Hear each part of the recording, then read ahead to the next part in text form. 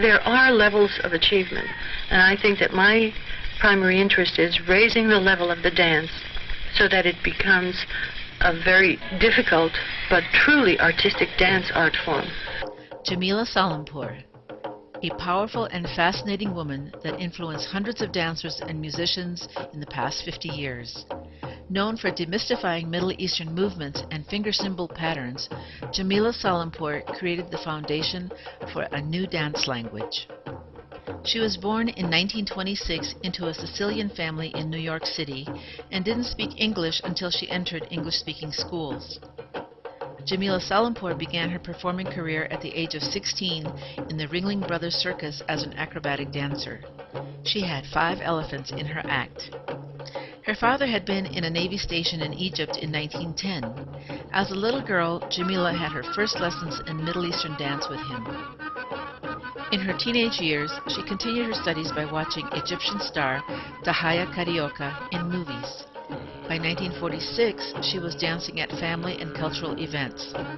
Jamila was an avid researcher and continued to study Middle Eastern music and dance, and in the early 1950s was appearing in ethnic clubs in Los Angeles.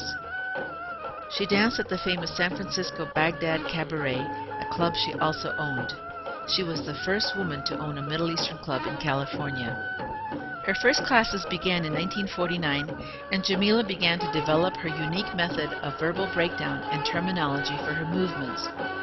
Jamila's original phrases and names for dance movements such as Turkish drop, Maya, and basic Egyptian were the beginning of a long process to add structure and definition to the art. She married a Persian man who was also a drummer. Once they were married, her Persian husband swore that he would break both her legs if she ever danced in public again. Jamila soon found out that even playing finger cymbals in the house was not allowed. Although they would later divorce, in 1966 they had a beautiful daughter named Suhaila, today a top dance star. While pregnant with Suhaila, Jamila started classes in her living room. Shortly thereafter, she was teaching at the Old Poultry Company in San Francisco, California.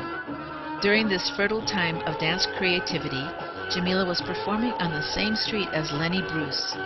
She made body jewelry for Jimi Hendrix. She rehearsed in the same space as Janis Joplin. These times were full of energetic talents. When she discovered the outdoor Renaissance fairs, she decided to form her own version of Middle Eastern entertainment that was very separate from the current nightclub cabaret dance scene. Jamila drew from her past circus experience and created a fascinating dance village of live music, belly dancers, snakes, swords, and tattoos. She named her dance company Bal Anat, Dance of the Mother Goddess, and tribal or ethnic style, as it was called at the time, was born. Jamila herself has admitted that her troupe theater was part fantasy, quasi-historical, and her own invention. But this look and format was perfect for fairs, museums, and places where families gathered. Historians would agree that the tribal fusion style was birthed by Jamila Salimpour in San Francisco, California in the 1960s.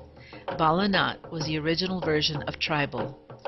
This first performing and touring troupe was over 40 members strong. An imposing figure completely dressed in black and silver, black eye makeup, and black hair. Well, students like myself would shake in her presence.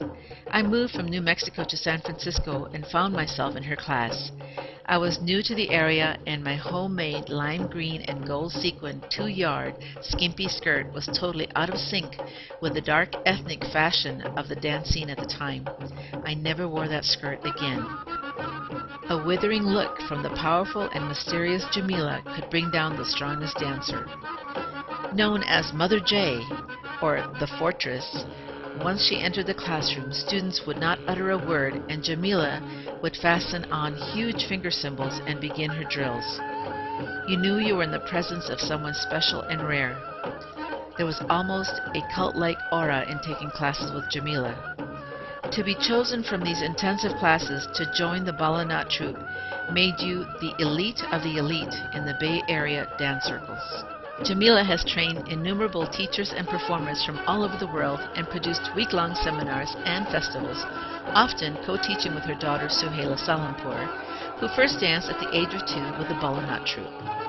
The Bal Anat troupe, and certainly Jamila herself, popularized and made antique jewelry and a suit, an antique fabric, much sought-after costume accessories. A suit became the signature of Jamila and her dancers. These net scarves with silver metal hammered into geometric patterns gave the fabric a gleam and a beautiful drape.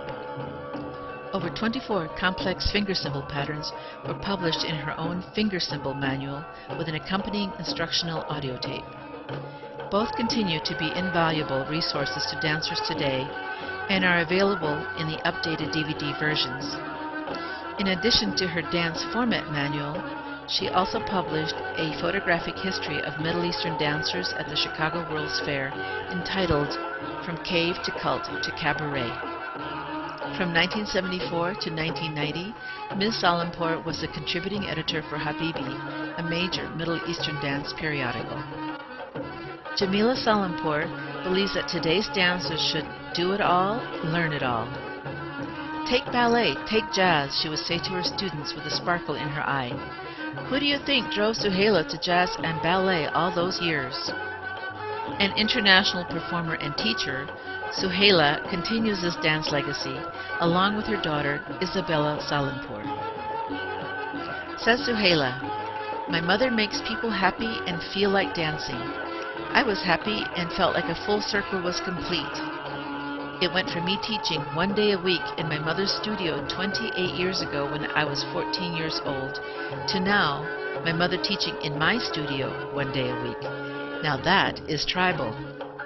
Now in her 80s, Jamila Salimpour continues to teach out of Suhaila's studio in Berkeley, California, as well as teaches at Ricasa West. She forever changed the face of Oriental dance in America.